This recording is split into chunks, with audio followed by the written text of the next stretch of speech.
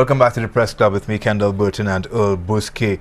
Before we go, we'd be remiss of us to not talk about this press release from the UWP earlier this week, questioning demanding that the cultural attaché to the French territories, Shazi Shalor, be withdrawn or asked to step down because of his, well, I didn't hear it myself, but in the press release he said that during one of his frequent calls to Timothy Polion show on RCI Newspin, I almost said hot button, Timothy hosts too many shows just like you, said that he did not believe in God. He expressed his atheist views on religion, and the UWP is of the opinion that representing a largely Christian society in an equally religious and Christian society, that Mr. Shalor is somehow unqualified because of his religious beliefs or lack thereof. If I was an Englishman, I would say bollocks.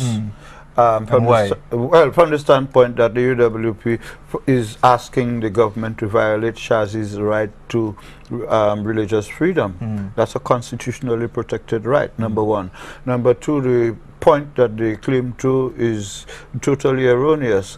Yes, Mr. Shazi Shalor may or may not be an atheist. He may or may not believe in God. But he wasn't asked that before he got the job. And the job of cultural attaché is not one of him having to go and preach religion to priests, I really see priests and bishops in Martinique. I think it is again a reflection of the willingness of the people who make those statements and make those claims. These are indications as to the sort of thinking that drives persons who want to be in charge of our future, who want to be in charge of how the society operates. So such persons would say, if you don't believe in God, then you have no place on earth. Such persons would say, if you declare yourselves atheistic, you cannot get a job with government. You know that if you don't believe in God, then you know you should burn in hell. But atheism has always been with us. There are people who believe in God and people who don't believe in God. There are people who tell you, I believe in God, but I wish I knew who God was. There are people who tell you, I believe in God, but I don't know who or what God is. Getting people to define who or what is God. Christians in the society, would the UWP also say that anybody who cannot explain who is God isn't a Christian or isn't Christian enough to exist in our Christian society? So I think it's a ridiculous demand that only exposes the mentality and the type of thinking of those who offer themselves to allow us to make them decide on our future. As I said, I don't think it has any bearing on the man's ability to perform the job that he is called to do. It has not affected it so far. I listened to Shelton Daniels' program, I forget the name, 90 Minutes, during the week, and he spoke on it, and he made an interesting point. If you're going to target Shazi Shalor for something, there are a myriad of other issues and angles that you could have come at him from, including his frequent calls to Newspin, some of the positions that he takes that are openly partisan, and question whether he is the best person for the job based on his political views and his open expression and demonstration of his allegiance, political allegiance, that is. But I don't think it's any more relevant to his ability to perform his job as Alan Chasney's ability to speak Creole is going to affect his ability, or should affect his ability, to represent Micoud South or whatever constituency he chooses to run, or his ability to represent St. Lucia outside on the international scene. He has done it before as a Minister of Tourism. His inability to speak Creole did not affect his performance then. I don't see it doing it now. Neither do I see Shazi Shalor's lack of belief or faith in God affecting his job now. Yeah, well, I refer to that. I refer to it, and as I normally refer to these things, I've come up with a new one these days. That is a tropical storm in a a tropical storm in a coconut teacup. I don't even think we should go there. I think we tend to overlook one of the weekly papers every weekend these days, and I'm talking here about Nationwide, where you go to. We need to do that. We need to focus on some of the issues. It's described as the official news magazine of the government of St. Lucia. Whatever you want to know what the government is doing, you go there. We tend not to also go into those other weekly papers tonight. Most of us. Yeah, but before you even go into tonight, I want to go back on Nationwide. I agree with you. It's a very important, very useful document. I hear a lot of the comments on the talk shows, and I think if people were reading documents like these, a lot of comments would not be made because they would be better informed about what government is doing, government activities, policies, on a number of issues. You get speeches that you perhaps may not have only been privy to a few seconds in a news clip, during the week. That you can get the entire, speech, and you can put it in proper context. So I think it's a very important insert in the newspaper that you should be reading as well. Yeah, as I was saying, we have the lively the inserts. I mean, most newspapers are mostly referring to inserts, resorting to inserts, and I think when one looks at the coverage, you look at the sports and health in the Star, it gives you brings you up to date with what's happening in relation to sports around the country, including this weekend, David Pascal admitting that after 1 year away from the gym, he didn't want to. He didn't feel like going back, to let the guys see his hanging flabs. But he learned, unfortunately, to his peril, that when he got there at 5 o'clock, thinking he would be the first, everybody comes at 5. So he has learned to work out among guys who are more fit. Yeah, don't worry, David. We in the same boat. You have company. And then we have Clinton Reynolds' favorite weekend newspaper. I don't know where you get it that it's his favorite, Yeah, no, he did say so. He revealed that in the press, the editor's blog. I must have missed that one. Yes. He said, and he told that Rick Wayne, forgetting that Rick Wayne produces tonight. Yeah.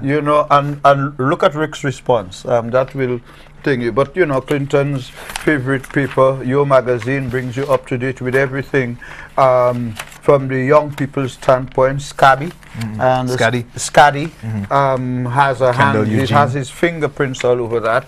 And then, of course, there is also the Tonight. I'm very interested in today's front page. It looks like ISIS going into fashion, but that's another issue. The center spread, which I also know is one of Kendall's favorite. The one this week is quite interesting, folks. Not what you expected, but this young lady means business, going into the recycling business. You could get some good items there. Staycation is back, folks. Get it. In all of the newspapers, this is the magazine that allows you to pay half price for any hotel or restaurant in St. Lucia as a St. Lucian. This is one time having a St. Lucian passport. Is it really half price? Well, it's less than the regular price. Yeah. I mean, Hobby have things from 35, 45, and 55%. The hotels, restaurants, and bars in the tourism industry, to encourage St. Lucians to see tourism as not a white people thing or a foreigners visiting thing. You can take your family to a hotel somewhere, either take them out, go spend a weekend or something. But before we go out of time, where's the Star? I would like us to go into the whole question of creativity and innovation. Folks, look at the back page of the Star. Talk about hot springs. Yeah, and in case you can't make it out, it's 2 single beds put next to each other and being used as a barbecue grill. So there's a pile of coals under the 2 beds and chicken, I believe it's chicken and pork, spread across the springs being barbecued. And look at the fork. Yeah. The guy's fork. A large tree branch, it looks like. Yes, a tree branch. I mean, no hand could reach there. Yeah, and folks, I held that up so long to point out that we can be creative. My son this morning showed me, and you think we are alone creative? My son showed me a video in the States where a guy took one of those supermarket trolleys, and the bottom part, he put a whole bag of coals down there, light it, and had chicken in the top. And he was going around the neighborhood shouting out, Meals on Wheels. Was he selling it? Yeah, he was selling. Meals on Wheels. They tell him go look for a job. So he found a job. We have Reds, Grass Street. You only know him as Ginger and Reds running around. Yeah. Reds is very creative and can do those things. And I quite often every Sunday, couple of friends, we get together, we discuss politics and issues and what can be done, and the whole question. That all through the week. Sunday is supposed to be a day off. Yeah. No, that's our day of Holy Communion. Yeah, we have Holy Communion every Sunday morning, and after that we go into the issues, sacrament included, and. We always talk about the whole question of, and my favorite thing is, we did an ideas factory. Where if a young person has an idea, I think I've said that before, you can go there and say, listen, I have an idea. You will speak to somebody who will listen and not want to judge and tell you your idea ain't good. But that person is trained to encourage you if the idea is good, to see how it could work. Because sometimes we say somebody's idea might not be good because we wouldn't see ourselves doing it. But look at this guy. I mean, can you imagine that guy with 2 beds of barbecue at the Pigeon Island during the last Sunday of Jazz? You know, I would want to take him to the United States and patent that, because fellas are going to pick it up. But we can be creative. I don't know about all that. We can be creative. Who else you know ever did that? In Guyana, when there's floods, you know what I saw in the last flood in Guyana? The fellas took an old deep freeze, turned it upside down, and people were paying $100 to cross from one side of the road to the other. Inside of the deep freeze, they pull you across. Ladies going to work, they can't wet their shoes. Yeah. You know, a deep freeze became a means of transport. Yeah, but unfortunately we are out of time. As usual, Mr. Buski, it's always a pleasure having you. Very interesting discussion.